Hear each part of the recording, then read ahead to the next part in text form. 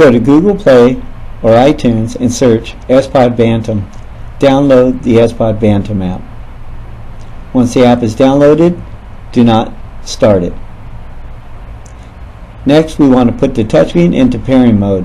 This can be done by touching the setup button in the lower left hand corner. Next, you want to put it in a pairing mode by touching the pair button. Once the pair button is lit red, you have 60 seconds to pair up with your device. Next, you want to start the sPOD Bantam app. Once the Bantam app loads, select the setup button, then scan, and now it will search for Bluetooth enabled devices. When the devices show up, select the touchscreen. At this point, you want to cancel with this pairing. Next, in the upper left hand corner, 6 pin numbers will show up. The next dialog box will allow you to put these pin numbers in. This is where you enter the pin numbers. Once they are entered, touch the pair button.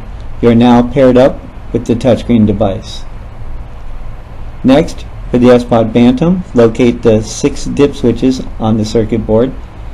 Dip switch number 1 is the one that's closest to the little center plastic cover.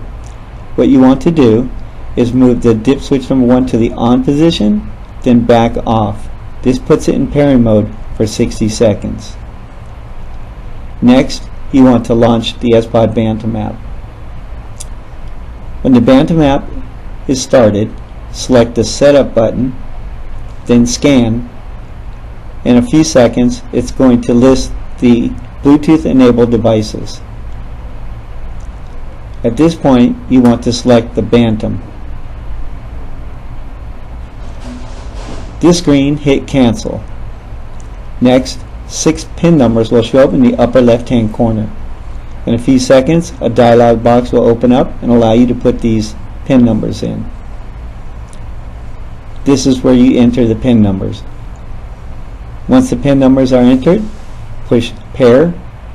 You are now connected with your sPOD Bantam.